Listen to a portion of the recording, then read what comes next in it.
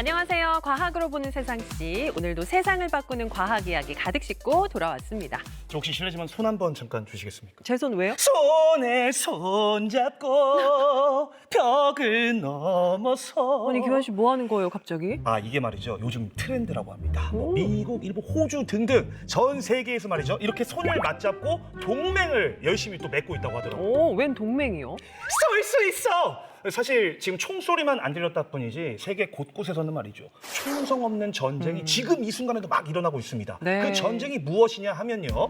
핵심 광물을 사이에 두고 벌어지는 미국과 중국의 자원 전쟁입니다. 맞아요. 반도체, 디스플레이 같은 첨단 산업 분야에서 핵심 광물의 중요성이 커지면서 자원의 무기화 움직임이 나타나고 있는데요. 네. 그래서 우리나라는 물론 세계 각국이 핵심 광물 공급망을 확실히 하기 위한 경쟁에 나섰다고 합니다. 이 총성 없는 자원 전쟁, 과연 이 핵심 광물을 차지하기 위한 우리나라의 핵심 전략은 무엇일까요? 이것이 알고 싶습니다.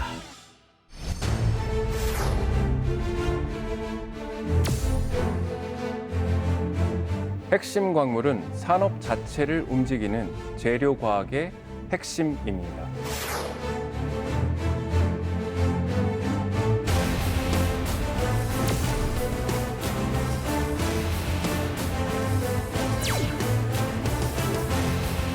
핵심 광물은 자원 확보를 넘어서 과학기술 주권을 누가 갖느냐의 싸움으로 가고 있습니다.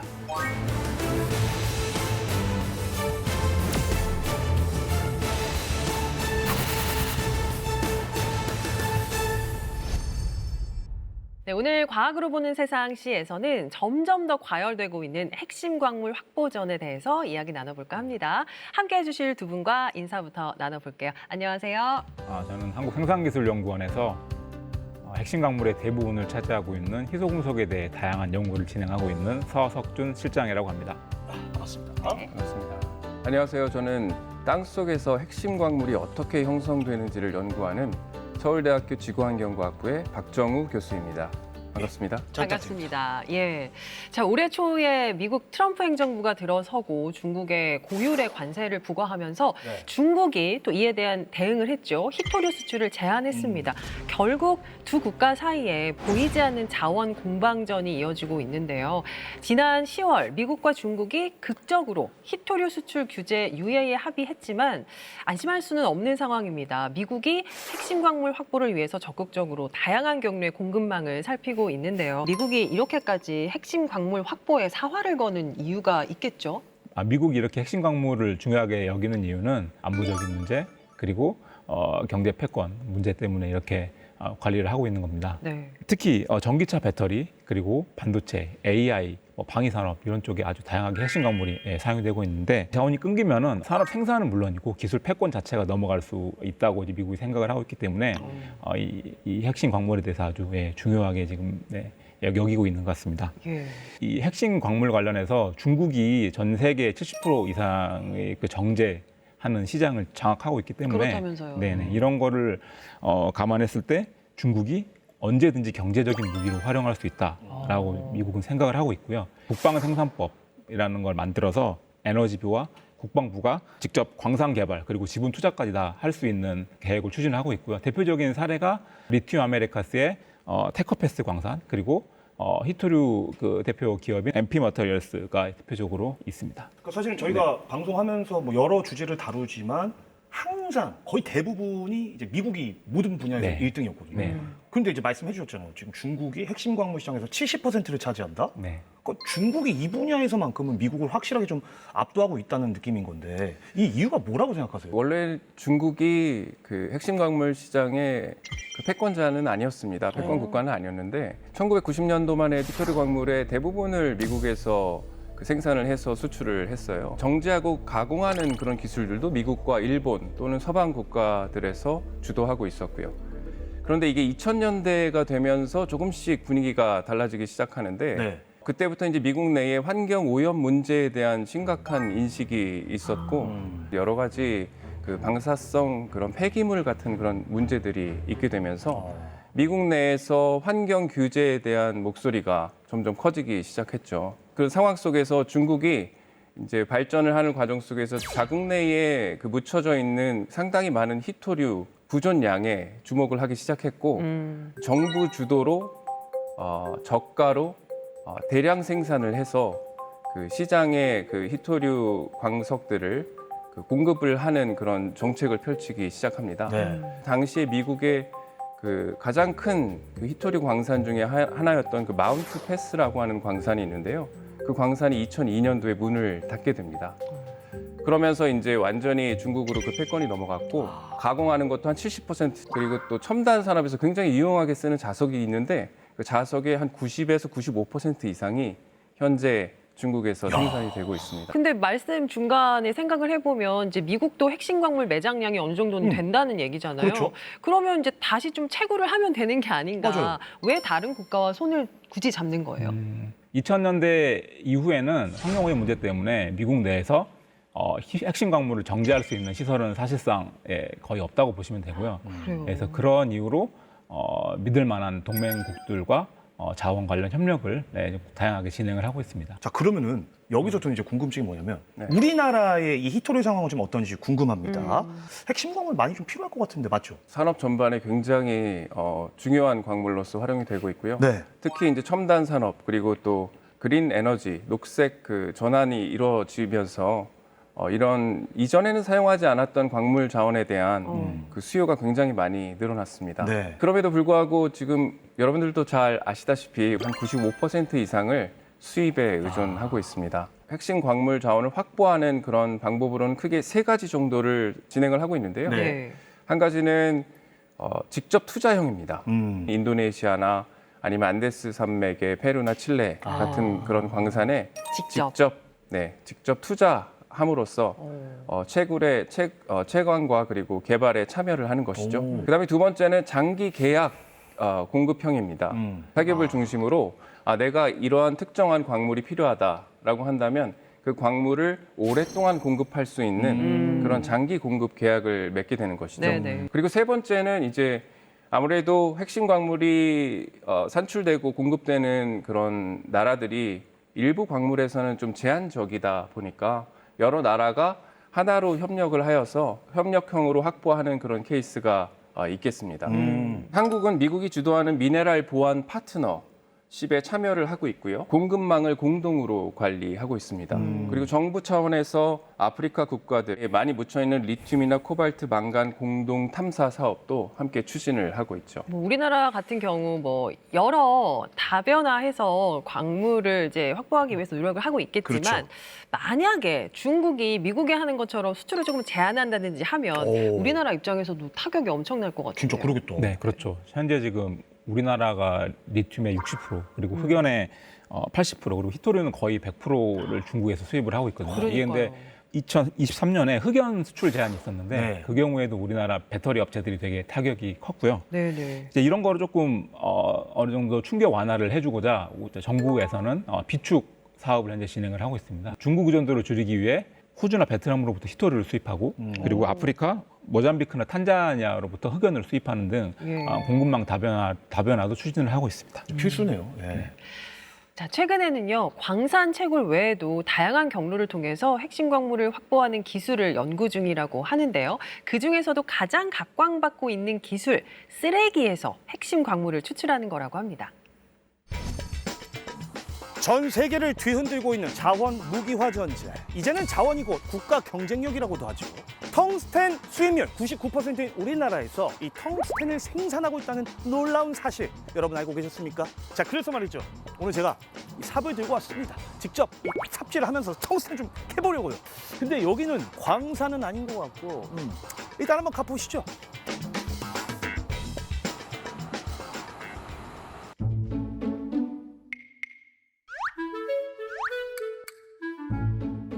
안녕하십니까. 여기 오면은 그 텅스텐을 만날 수 있다고 하던데 여기 뭐 광산도 아니고 여기 텅스텐이 있어요? 네, 있습니다. 잘 찾은 거 맞나요? 네, 맞습니다. 대체 무슨 텅스텐을 볼 수 있다는 거예요? 텅스텐을 보려면 기환 씨가 해주셔야 되는 일이 있는데 폐기물을 찾아오셔야 돼요. 폐기물이요? 아, 그래서 우리 작가 양반이 기환 씨 이번에 촬영 갈 때 폐기물을 들고 가야 된다 그래가지고 제가 고물상 가서 딱 갖고 왔거든요. 차 트렁크에 제가 실어왔는데 잠시만 기다려주세요. 으아. 대표님, 이거. 이거는 텅스텐을 만들 수 있는 폐기물이 아니고요. 텅스텐을 만들 수 있는 폐기물은 이런 거예요. 이게 폐기물이라고요? 네. 검은 색깔 분말 같은 경우에는 우리가 일상생활에서 사용하는 이 공구를 가공하는 과정에서 발생하는 폐기물이고요. 그리고 이거는 다 쓰고 버려진 공구 폐기물이거든요. 텅스텐을 뽑아낼 때에는 이 두 가지 다 폐기물로 사용을 할 수가 있어요. 우리가 사용하는 휴대폰이나 이런 데도 다 텅스텐이 들어가 있어요. 신기하네. 자, 그럼 대표님 회사에서는 이 텅스텐을 가지고 뭘 어떻게 하신다는 거예요? 저희는 이 다 쓰고 버려진 공구에서 발생된 폐기물을 가지고 네. 다시 공구를 만들 수 있거나 이제 반도체용으로 사용할 수 있는 이 폐기물에서 이런 노란 색깔 분말로 원료를 만들 수 있는 저희는 텅스텐 정연 기술을 가지고 있고 운영하고 있어요. 텅스텐 정연 기술이요? 자, 텅스텐 정연 기술 한번 보여주시죠. 지금 들고 계신 건 뭐예요? 이거는 텅스텐 용액인데요. 일단 아까 그 보여드린 폐기물에서 텅스텐을 뽑으려면 일단은 고농도의 텅스텐 용액부터 만들어야 돼요. 그래서 제가 그 아까 검은 가루에서 불순물을 없애버리고 네. 이 텅스텐 순수한 텅스텐 용액만 이렇게 만들어 왔습니다. 저희만의 비법이 담긴 뭐 산이라던가 첨가제라던가 이런 것들을 집어넣어서 순수하게 저희가 텅스텐 산을 결정화를 해요. 그 저희만의 방법이라고 하는 거는 방송에는 나가면 안 되죠, 안 저한테 되죠. 살짝. 조금 알려드릴게요. 이거는 방송 나가면 안 돼요. 맞아. 알겠습니다. 어쨌든 우리 대표님만의 기술을 가지고 그 다음에 어떻게 하신다는 거예요? 이 텅스텐 용액에서 노란 색깔 분말을 만들 수가 있어요. 그 아까 보여주셨던 그거? 맞습니다.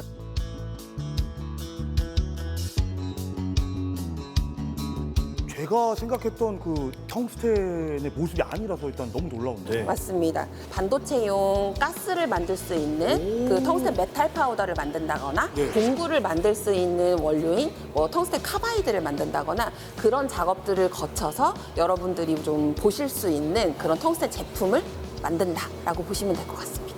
그럼 혹시 대표님께서는 이 텅스텐 정연 기술을 좀 사업화하시는 특별한 이유가 있을까요? 사실 처음에는 단순하게 제가 개발한 이 기술 자체가 세상에 묻히지 않길 바래가지고 사업화를 시작을 했어요. 네. 그런데 하다 보니까 고비의 연속이기도 하고 그리고 요즘에 핵심 광물 그 전쟁 시대에 맞춰가지고 저희가 일단 우리나라에 자립화를 하겠다라는 생각으로 열심히 사업화를 진행을 하고 있습니다. 애국자신. 저희 공정을 활용하게 되면 열에너지를 5배 정도 줄일 수가 있고 폐수 처리비는 27배나 줄일 수가 있어요. 그리고 약품비도 8배나 줄일 수 있기 때문에 이것을 전체 공정비로 계산을 했을 때는 2.5배나 줄일 수 있는 그런 장점이 있는 기술입니다. 야, 그러면은 생산 비용은 줄이고 그다음에 환경오염에 대한 리스크도 줄이면서 대신에 경제 효과는 상승시킨다. 야, 일석삼조 박수. 버려진 폐기물도 다시 보자. 이 핵심 광물이 말이죠. 생각보다 우리 가까이에 있었다 이런 생각이 드는데요. 앞으로 좀 길 다닐 때 이 광물 탐지 모드를 좀 발동시켜야 될 것 같습니다. 자, 대표님 오늘 좋은 기술 알려주셔서 감사드리고요. 앞으로의 계획이 어떻게 되십니까? 창업 초기부터 지금까지 약 1000배 정도 스케일업을 성공을 했어요. 그리고 대량 생산까지는 저희가 단 5배 만에 스케일업을 지금 앞두고 있는데요. 그래서 지금까지 이렇게 해온 것을 바탕으로 대량 생산 공장을 꼭 설립을 해서 우리나라의 광물 자립도를 높이고 텅스텐의 주권을 되찾아오는 그런 역할을 꼭 하고 싶습니다. 말씀 들으니까 뭔가 팍 저도 벅차 오르거든요. 이 자원이 때로는 무기가 되고 또 국력이 되는 시대 아니겠습니까? 이 경제도 살리고 환경도 살리는 도시광산, 우리 대한민국에 꼭 필요한 기술이었습니다. 저 그런 의미에서 이 가루 제가 좀 기념으로 좀 어떻게 가져가도 될까요? 안 됩니다. 안 돼요. 제가 살게요. 얼마인데요? 예. 자, 지금까지는 산업 폐기물 딱 들었을 때 어떤 생각이 드세요? 뭐랄까 그냥 골칫거리, 말 그대로 쓰레기 덩어리였잖아요. 자, 그런데요, 이제는 핵심 광물을 확보할 수 있는 어찌 보면 또 다른 금맥이다 이렇게 이해를 하시면 될 것 같습니다. 자, 그렇다면 네. 여기서 우리가 한 가지 짚고 넘어가야겠죠. 우리가 계속 이야기하고 있는 핵심 광물, 도대체 어떤 광물들을 말하는 건지 궁금해집니다. 이게 종류만 해도 수십여 가지가 된다고 하는데 어떤 광물들이 핵심 광물로 분류가 되나요? 네, 핵심 광물은 단순히 산업에서 필요한 그런 산업 재료를 의미하는 것은 아니고요. 이 핵심 광물이 우리가 만약에 없는 경우에 국가 산업 전체가 위기에 빠질 수도 있고 그리고 안보에 영향을 미칠 수 있는 그런 광물군들을 이제 핵심 광물로 우리가 칭합니다. 네. 미국, 유럽 연합 그리고 일본, 우리나라 등에서 이제 한 5년마다 한 번씩 계속 핵심 광물을 지정을 하고 있고요. 각 산업이 어떠한 광물들을 필요로 하는가. 그리고 두 번째는 그 광물들을 얼마나 효율적으로 우리가 수급을 할 수 있는가. 그리고 수급이 얼마나 위험도가 있는가. 그 수급의 위험성에 이제 주안점을 둬서 광물들을 선정을 하죠. 네. 그래서 최근에 미국에서는 한 50종 정도를 핵심 광물로 지정을 했고요. 유럽 연합에서는 한 34종 정도로 선정을 했고 우리나라에서는 33종을 선정을 해서 운영을 하고 있습니다. 뭐 예를 들면 리튬, 니켈, 코발트, 망간 같은 그런 원소, 그런 광물, 핵심 광물들은 전기차나 아니면 그 에너지 저장 장치 핵심 소재로 쓰이고 있고. 요즘 특히 핫하죠. 그렇죠. 네, 네네. 그렇습니다. 네. 그리고 이제 실리콘, 갈륨, 인듐, 텅스텐 같은 것들은 반도체 그리고 전자 산업의 필수 원소로서 활용이 되고 있고요. 예. 또 히토류나 티타늄, 바나듐과 같은 금속들은 방위산업과 항공 우주 산업의 기반을 이루고 있죠.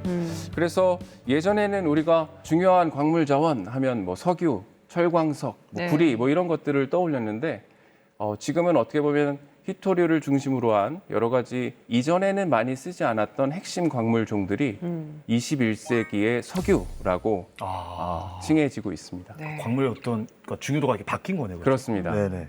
사실 저도 그렇고 지금 방송 보시는 시청자분들도 비슷한 생각을 하실 것 같은데 핵심 광물이라는 얘기를 들었을 때는 가장 먼저 사실 머리에 떠오르는 게 히토류입니다. 맞아. 이게 핵심 광물이 곧 히토류인지, 그러니까 히토류가 핵심 광물 안에 포함이 되는 건지 이게 조금 아직까지는 헷갈리거든요. 실장님 어떤 거예요? 개념. 일단은 간단하게 말씀드리면 핵심 광물이 더 넓은 개념이고요. 핵심 광물 안에 히토류라는 하나의 카테고리가 더 있다고 보시면 됩니다. 그래서 히토류 안에는 디스프로슘이나 네오듐 같은 원소들이 17개가 존재가 하고 있고요. 이 원소들 같은 경우는 자석이나 모터, 레이더 이런 분야에 사용이 돼서 보통 자기적 특성이 아주 우수하고 네. 전자파 제어 능력이 우수하다고 알려져 있습니다. 그래서 일명 전략 무기형 금속으로 현재 지금 불리고 있습니다. 핵심 광물은 히토류를 포함한 훨씬 더 포괄적인. 네, 포괄적인 리튬, 코발트, 니켈 이런 배터리 쪽 소재부터 시작해서 실리콘, 갈륨 같은 반도체용 소재, 그리고 몰리브덴, 티타늄, 바나듐 같은 여러 가지 항공 방산용의 원소까지 다 포함하는 좀 더 넓은 개념이라고 볼 수 있습니다. 네. 그러니까 이제 수학적으로 얘기하면 벤 다이어그램 했을 때 큰 원의 이제 핵심 네네. 광물, 그 안에 조그만 원이 그렇죠. 네, 히토류죠. 문과입니다. 네. 대단하십니다.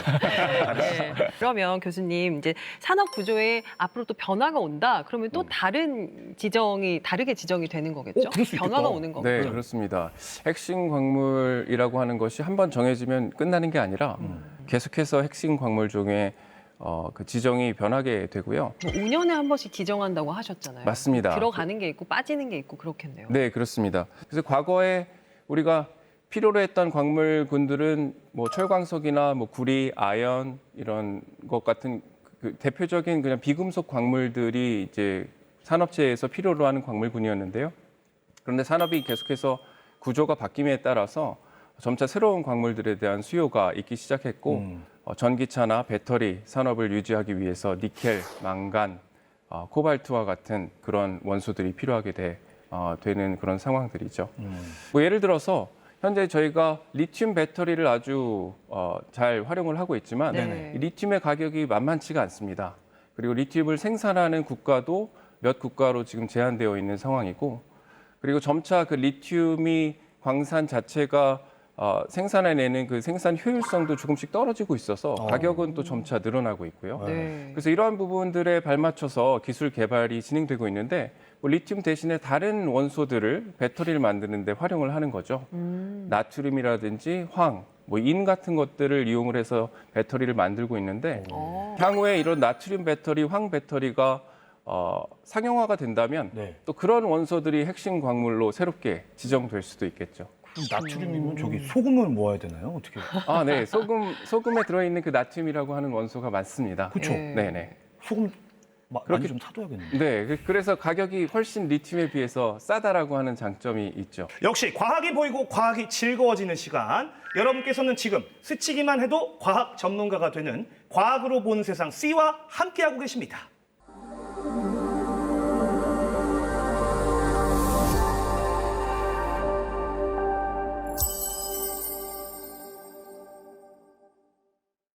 자, 핵심 광물이란 무엇인지 저희가 구체적으로 알아봤습니다. 그런데요, 핵심 광물이 상당량 매장돼 있더라도 이걸 또 정제, 정련하는 기술이 없다면 무용지물일 텐데요. 핵심 광물을 정제하는, 정련하는 그런 기술, 고난도의 기술력을 요하는 거겠죠. 네, 그렇습니다. 단순히 채굴하는 게 중요한 게 아니고 말씀하신 것처럼 정제하고 정련하는 게 중요한데요. 리튬 같은 경우 실제로는 염소에 아주 미량 녹아 있기 때문에 그걸 농축하고 이렇게 처리하는 과정이 되게 복잡하고요. 네. 히토류 원소 10종 이상이 한 광석 안에 들어있기 때문에 그걸 다 일일이 분리를 해야 됩니다. 그래서 그거를 하기 위해서 이제 그 화학적 용해를 하고 침출을 하고 이온 교환을 하고 용매 추출을 하고 하는 여러 가지 화학 공정이 필요하게 됩니다. 그래서 화학공학과 재료공학이 융합된 아주 네. 복잡한 공정이라고 볼 수 있습니다. 그러니까 이제 그 말씀하신 과정 중에서 이제 환경에 좀 영향을 줄 만한 그 상황들이 많이 발생한다는 네, 거잖아요. 네. 구체적으로 어떤 좀 환경 오염 이슈가 있는지 교수님 한번 좀 설명 부탁드립니다. 히토류 광석 같은 경우에는 이 재련하는 과정 속에서 굉장히 강하고 위험한 황산, 염산과 같은 산을 대량으로 이용을 하게 됩니다. 이 재련소에서 나오는 이 폐수가 주변에 있는 토양을 굉장히 오염시킬 우려가 굉장히 많고요. 그리고 또 하나 히토류 광석이 우라늄이나 또리움과 같은 방사성 동위원소 물질들을 갖고 있어요. 그래서 이 원소들이 있는 것 자체만으로는 그렇게 큰 문제는 안 되는데 이것들이 동위원소 붕괴에 따라서 나왔을 때. 방사성 물질로서 작용을 할 수가 있게 된다는 거죠. 그래서 이러한 폐기물들을 제대로 처리하지 않고 그냥 땅에다가 버리거나 묻게 된다면 그럼 안 되죠. 지하수 오염 그리고 토양 오염 등의 굉장히 심각한 문제를 일으킬 수가 있죠. 기술력이 더 중요해지겠네요. 그러게요. 네. 히토류를 포함한 핵심 광물들 좀 쉽지 않네요. 네. 예. 그러니까 결국에는 이 기존의 어떤 정제 정련 기술이 환경 오염을 시켜버리니까 이걸 과학의 힘으로 또 바꿔가지고 친환경 네네. 정제 기술 나온 거지 않습니까? 네, 광석을 재련하는 과정 속에서 이런 부분들을 어떻게 해결할 수 없을까라고 이제 기술자들과 과학자들이 많은 노력을 했고 네네. 예를 들어서 염산과 황산과 같은 그런 산을 쓰는 게 아니라 네. 이온성 액체를 쓰게 되면 이 액체가 산에 비해서 그 사용량이 현저하게 적고 네. 그리고 여러 번 또 재활용을 할 수가 있기 때문에 그 폐수의 발생량이 뭐 한 80% 정도 주는 그런 효과가 있고요. 두 번째는 전기 화학적 정련 방법이 있는데 이것은 이제 금속 광석을 이제 녹여서 금속 이온의 상태로 만든 다음에 금속 이온의 전류를 이렇게 흘리게 됩니다. 네네. 그러면 이제 특정 금속만 이제 모아지게 되는 그런 방식인데요. 기존의 방식에 비해서 기존의 방식은 이제 고압에서 고온에서 이 광석들을 녹여야만 했기 때문에 필요한 전류량이나 아니면 배출되는 이산화탄소의 양이 상당히 많았었는데 이 기술을 쓰게 되면서 그 양들이 현저하게 줄어들고 있죠. 자, 그러니까 결국은 핵심 광물 경쟁의 핵심, 네. 얼마나 효율적으로 또 친환경적으로 정련하느냐의 문제로 보이는데요. 예. 그러면 우리나라 같은 경우에 채굴량이 거의 없잖아요. 그렇죠. 그래서 정련 기술이나 재활용 분야에서 경쟁력을 키우는 게 그게 유리하지 않을까 싶은데요. 맞아요. 네, 맞는 말씀입니다. 오. 그래서 우리나라는 정련과 재활용을 중점적으로 현재 지금 여러 가지 기술 개발부터 산업화까지 진행을 하고 있는데요. 대표적인 게 정련 분야에서 고려아연과 LSM&N 같은 그룹 회사들이 구리, 납, 아연 등을 재련하면서 나오는 재련 부산물을 이용을 해가지고 네. 거기서부터 여러 가지 핵심 광물들을 분리 정제해내고 있습니다. 재활용 관련 기술 개발도 많이 이루어지고 있는데 이게 재활용이 특히 왜 중요하냐면은 재활용 할 수 있는 그 폐 자원 안에는 원광보다 10배 이상 농도로 보통 핵심 광물들이 농축이 돼 있거든요. 그래서 상대적으로 에너지 적게 들고 탄소 배출도 적게 되는 장점이 있습니다. 저희 같은 이제 연구나 학계 쪽에서는 조금 더 친환경적으로 할 수 있는 연구가 없을까라는 측면에서 다양한 연구를 하고 있습니다. 원래 그 원광을 처리하는데 기본적으로 그 히토류 같은 거를 뽑아낼 때는 습식 공정을 진행을 했는데 네. 저희는 그 용액 자체 아예 쓰지 않는 건식 공정을 진행을 해가지고 폐수 발생을 없애면서 좀 더 효율적으로 그 원소를 뽑아낼 수 있는 기술 네. 개발을 진행을 하고 있고요. 그리고 추가로 전기화학적인 기술을 이용을 해서 특정 원소만 효율적으로 이렇게 쏙 뽑아내는 네, 그런 기술 개발도 활발히 수행을 하고 있습니다. 자, 핵심 광물이 세계 각국에 고루 분포가 돼 있다면 지금과 같은 어떤 세계적인 과열 양상이 좀 덜했을까요? 이렇게 핵심 광물의 매장량이 일부 국가에 집중될 수밖에 없는 이유, 바로 지질학에 있다고 하네요.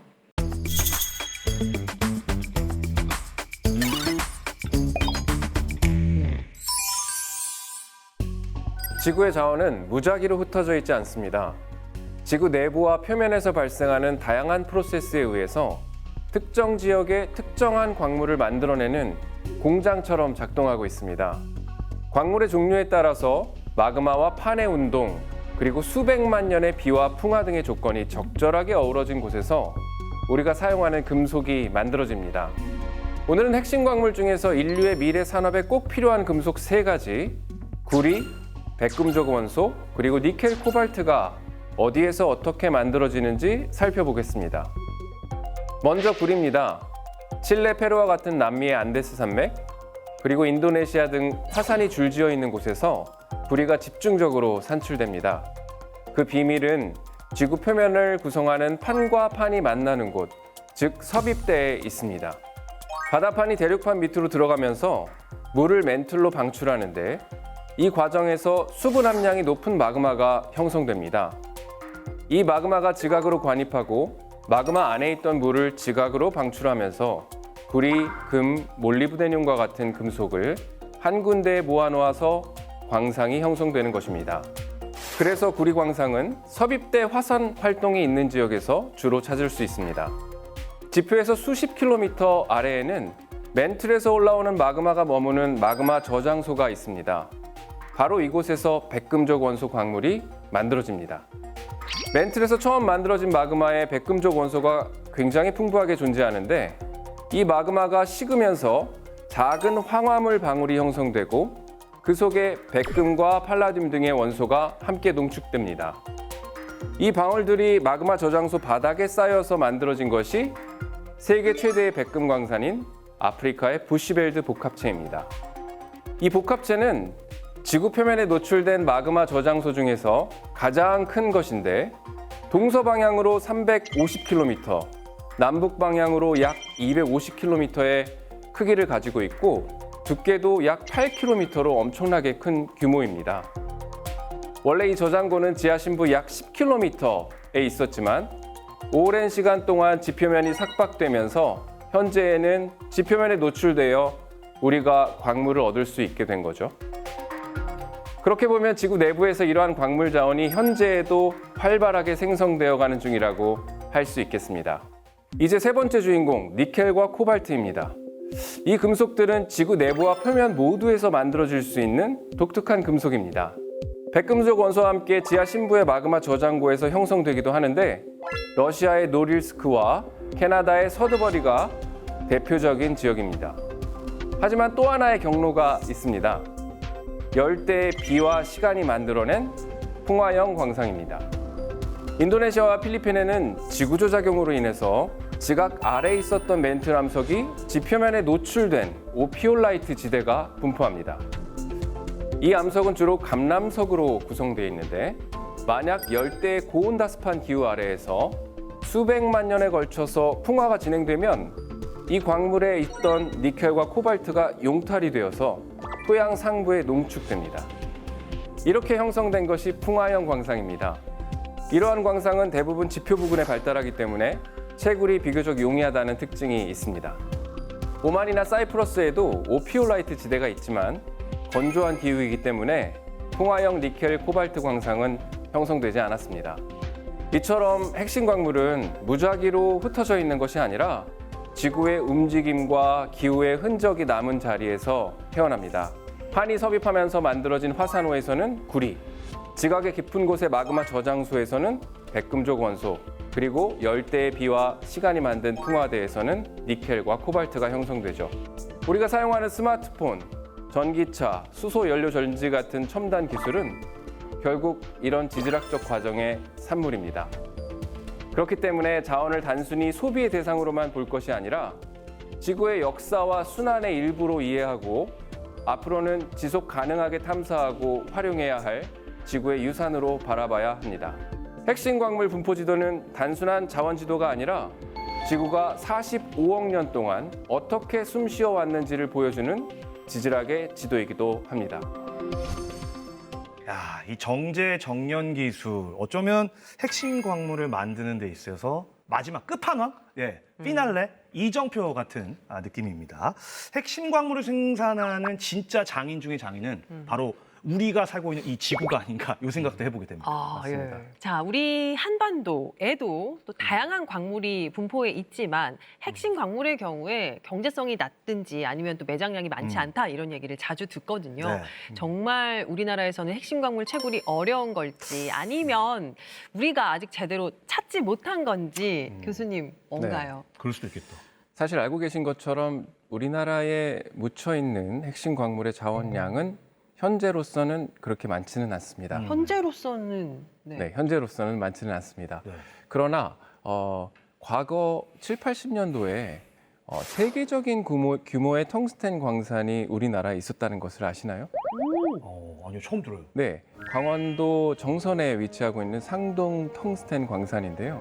이 광산이 한때에는 세계에서 생산되는 텅스텐의 10% 이상을 공급할 수 있을 정도로 굉장한 규모의 광산이었고요. 예. 굉장히 효자 산업 중에 하나였다라고 할 수 있겠죠.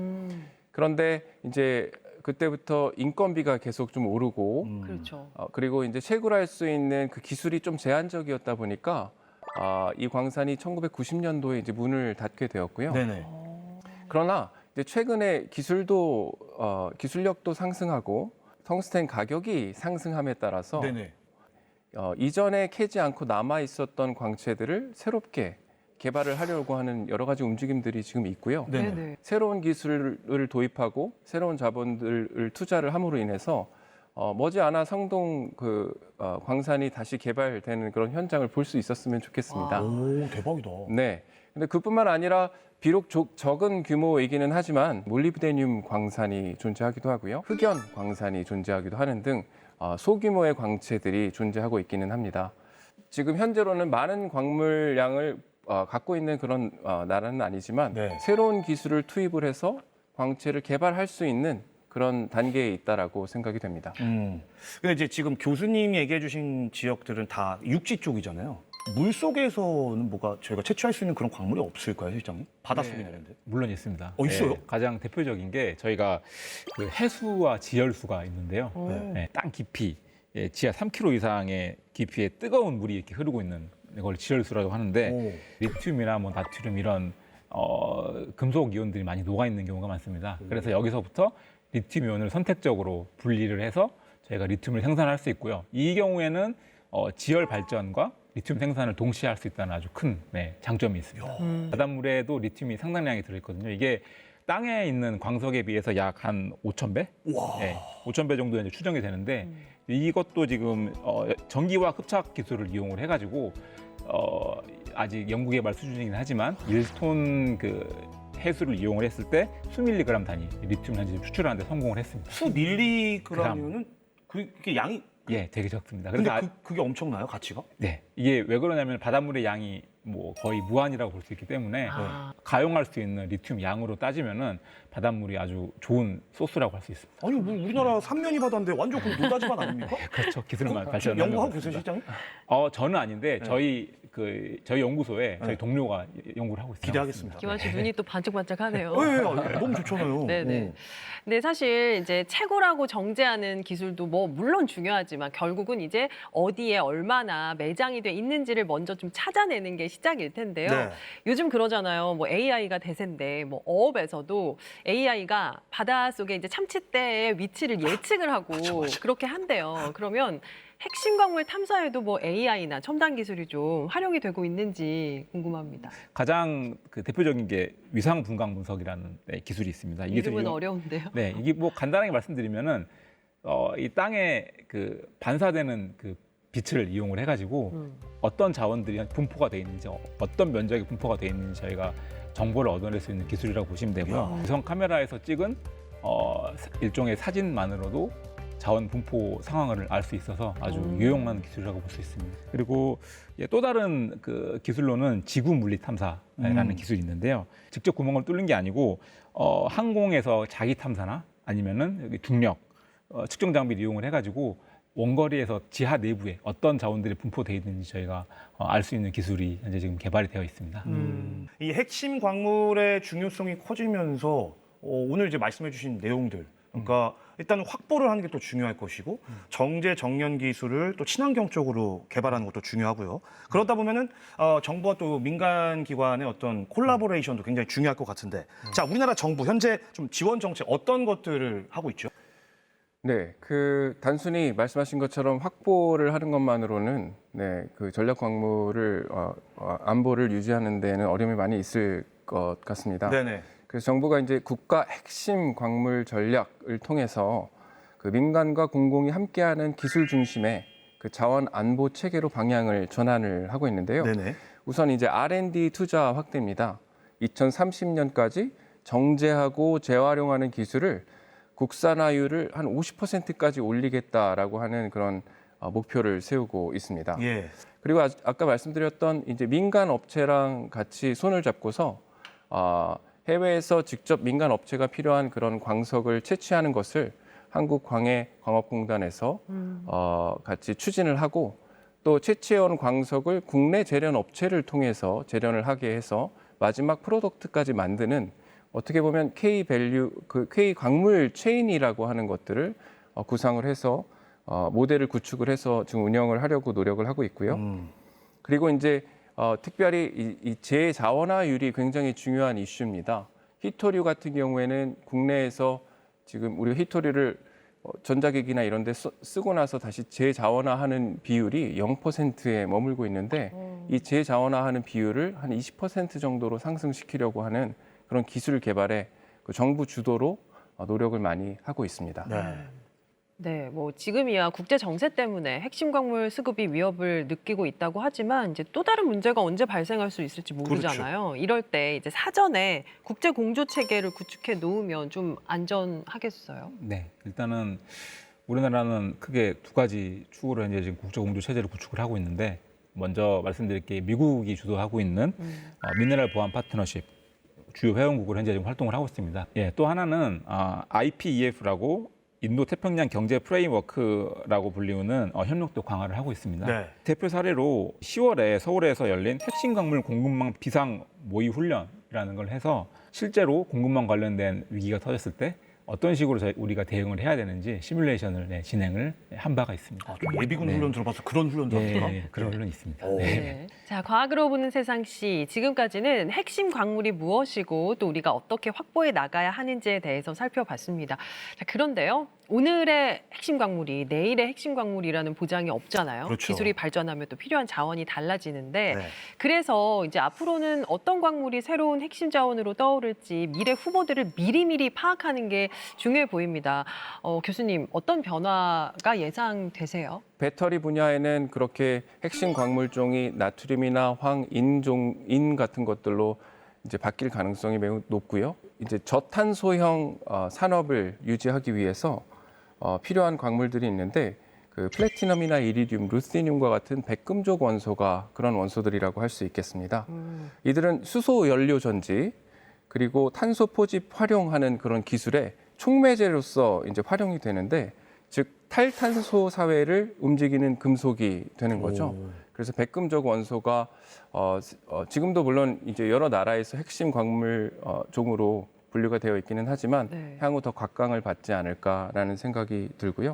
마지막으로는 우주와 반도체 산업입니다. 고온과 고방사성 환경에서도 견디는 소재로 하프늄, 절코늄, 그리고 초고온 합금륨 용으로 쓰이는 레늄이라고 하는 원소가 있는데요. 이런 광물들이 새롭게 주목을 받고 있습니다. 네. 결국 미래 핵심 광물은 희귀하고 비싼 그런 자원이 아니라 지속 가능한 기술 전환을 가능케 하는 그런 자원으로 바뀌고 있다고 하겠습니다. 자, 오늘 뭐 핵심 광물 수급부터 정제 정련 기술 설명을 많이 또 해주셨는데 제가 판단했을 때는 어쨌거나 현행 그런 기술들이 좀 문제가 많아 보입니다. 그러면 이제 지금 그런 문제들을 해결하기 위한 연구들 굉장히 활발하게 좀 이루어지고 있을 것 같은데 어떻습니까, 현황이? 네, 뭐 대표적으로 미생물을 이용한 기술이 있는데요. 미생물. 네, 미생물이 금속을 분해하고 이렇게 용해하는 그런 좀 특이한 미생물들이 있는데 우와. 그런 미생물들을 이용을 해서 금속을 이렇게 재련 정련하는 기술이라고 말씀드릴 수 있겠고요. 그다음에 이제 추가로 요새 AI가 되게 유행인데 네. AI 기반의 여러 가지 그 이외에는 심해로부터 핵심 광물들을 캐내는 심해 개발 기술도 현재 지금 활발히 진행이 되고 있는데 환경 문제를 조금 고려를 해야 돼가지고 국제적인 좀 이렇게 논의가 좀 이루어져야 되는 상황이라고 말씀드릴 수 있겠습니다. 네. 그러니까 뭐 결국은 핵심 광물을 안정적으로 확보하려면 기술력이 꼭 뒷받침돼야 된다라는 말씀이신데요. 네. 그러면 이제 지금 세계 각국이 기술 경쟁까지 뛰어든 상황에서 우리가 해결해야 될 건, 뭐 넘어서야 할 것이 있다면 교수님 뭘까요? 그 기술이 얼마나 효율적으로 또 재련이나 이런 산업에 사용이 되느냐, 그것도 이제 굉장히 중요하다라고 생각이 됩니다. 어떻게 효율적으로 그리고 채산성이 맞게 경제적인 이익을 얻으면서 이 광물들을 얻어낼 것이냐, 이 원소들을 추출해낼 것이냐라고 하는 이 효율성의 문제가 이제 하나 넘어야 할 허들이라고 할 수 있고요. 네. 그렇죠. 그리고 두 번째 생각을 해야 되는 것이 이제 환경 오염 그리고 사회적 수용성입니다. 어떻게 사회와 산업체 그리고 정부가 하나로 손을 잡고 적정한 타협선을 찾느냐, 그리고 어떻게 최소화해서 환경 오염을 줄일 수 있느냐, 이런 부분들이 굉장히 중요한 이슈가 된다고 할 수 있습니다. 네. 그리고 세 번째는 인력과 그 데이터의 부족이라고 할 수가 있겠습니다. 네. 핵심 광물 산업은 단순히 광산 그 사이트에서만 벌어지는 일이 아니라 지질학, 뭐 AI, 화학공학, 재료과학이 융합된 첨단 융합 분야입니다. 정부 차원에서 꾸준한 R&D 투자 네. 그리고 인력 양성이 노력이 뒷받침되어야 할 것이라고 생각이 됩니다. 자, 마지막 질문을 좀 드리고 싶은데요. 이 핵심 광물 경쟁은 앞으로 더 치열해질 거라고 저는 생각이 됩니다. 자, 그렇다면 우리가 이제 앞으로 어떤 전략과 방향으로 가면 좋을지 실장님께서 좀 말씀해 주시죠. 네, 일단은 과거에는 뭐 광물 하면은 일단 자원 확보 이런 측면에서만 중요했는데 이제는 과학기술적인 측면이 훨씬 더 중요해지고 있습니다. 이런 과학기술 주권을 우리가 갖기 위해서는 기본적인 정련, 재련, 재활용 기술 개발을 핵심적으로 추진을 해야 되고요. 미국이나 자원보유국과의 국제 협력을 지속적으로 추진을 해서 그 흐름의 중심에 계속 있도록 노력을 해야 됩니다. 산업과 과학의 기반이 되는 핵심 광물, 기술력과 정부의 지원, 그리고 기업의 실행력이 하나로 움직일 때 비로소 진짜 자원 주권이 완성될 수 있을 것 같습니다. 자원 안보의 시대, 그 주권의 마지막 퍼즐은 바로 탄탄한 과학 기술이 아닐까요?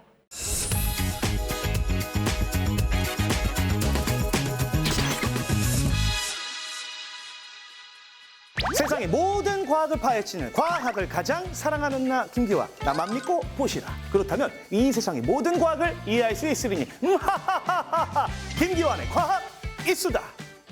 스마트폰, 반도체, 전기차, 전투기 이들의 공통점을 아십니까? 바로 핵심 광물이 필수 재료라는 건데요. 4차 산업의 심장이자 이 미래 산업의 혈관인 이 광물들이 이 보이지 않는 무기로 바뀌고 있다고 합니다. 중국의 히토류 수출 제한은 단순한 무역 조치가 아닙니다. 해외에서 생산된 제품이라도 이 중국산 히토류가 미량이라도 포함돼 있으면 이 중국 정부의 수출 허가를 받아야 한다고 규정했습니다. 즉, 자원을 무기화한 전략인 거죠. 그런데 이런 자원 전쟁은 이번이 처음이 아닙니다. 2010년 일본과의 센카쿠 열도 분쟁 당시 이 중국은 히토류 수출을 전면 중단했습니다. 세계 광물 시장의 90%를 쥔 중국이 이 밸브를 잠궈버리자 일본의 전자, 자동차 산업이 휘청거렸죠. 인도네시아도 이 전기차 배터리의 핵심 원료 니켈을 2020년부터 원광 상태로는 수출 금지. 재료는 우리 땅에서. 자, 해외 기업들은 결국 인도네시아로 공장을 옮겼습니다. 짐바브웨는 2022년 12월부터 가공되지 않은 리튬의 수출을 전면 금지했습니다. 이 단순히 리튬을 캐내는 나라가 아니라 가공하고 배터리를 만드는 나라로 바꾸겠다는 전략이죠. 이처럼 핵심 광물은 이제 단순한 자원이 아닙니다. 국가의 무기, 경제의 방패, 기술의 기반인 셈이죠. 대한민국의 광물 자원 수입 의존도 95%. 이 전쟁에서 결코 자유롭지 않습니다. 그 해답은 바로 기술. 기술이 곧 자원이 되는 겁니다. 그것이 바로 보이지 않는 전쟁에서 살아남는 방법이 되는 거죠. 지금까지 과학을 가장 사랑하는 남자 김기환의 과학 이수다였습니다. 과학으로 보는 세상시 미래 성장의 핵심 동력이자 필수 요소인 핵심 광물에 대해서 알아봤습니다. A, B, C, D, E, F, G. 기원 씨, 왜 갑자기 뭐 알파벳 공부해요? 알파벳 공부뿐이겠습니까? 이진이 산시, 이열산수, 전 세계로 나가야 됩니다. 왜냐면요, 이 과학의 트렌드를 알기 위해서는 이 과학만 공부해서는 안 되겠다라는 것을 느꼈습니다. 맞죠. 국제 정세, 이 산업계 흐름 이러기 위해서는 좀 글로벌 인재가 또 돼야 되지 않겠습니까? 자, 특히 오늘 주제였던 이 핵심 광물이 국가의 어떤 기반을 갖다가 좌지우지할 수 있다는 걸 또 새로 알게 됐잖아요. 네. 더 열심히 공부하겠습니다. 이 마인드 좋습니다. 예, 좋습니다. 오케이. 야. 두 분은 어떠셨는지 궁금한데요, 실장님. 네. 일단 핵심 광물이 조금 생소한 개념인데 이렇게 소개를 해드릴 수 있게 돼서 아주 좋은 기회였고요. 예. 더 열심히 연구를 해서 국가 발전에 기여하겠습니다. 고맙습니다. 우리 교수님 어떠셨어요? 네, 오늘은 저희가 핵심 광물의 그 재련하고 정제, 재활용 등의 좀 복잡한 기술들에 대해서 많이 논의를 했는데 네. 단기적으로, 중기적으로는 그 기술들이 중요한 게 맞습니다. 장기적으로 봤을 때에는 꾸준히 우리가 이 핵심 광물이 어떤 지질 환경에서 형성되는지 연구를 하는 연구자들이 있어야지만 우리가 핵심 광물의 그 안정적인 공급을 위한 투자할 때 현명한 선택을 내릴 수 있다는 것을 잊지 않으셨으면 좋겠습니다. 네. 두 분 오늘 함께 해주셔서 고맙습니다. 네, 감사합니다. 네, 저희는 다음 주에도 또 더 흥미로운 과학 이야기 가지고 찾아오겠습니다. 과학이 보인다. 과학이 즐거워진다. 스치기만 해도 당신 과학 전문가. 과학으로 보는 세상. C.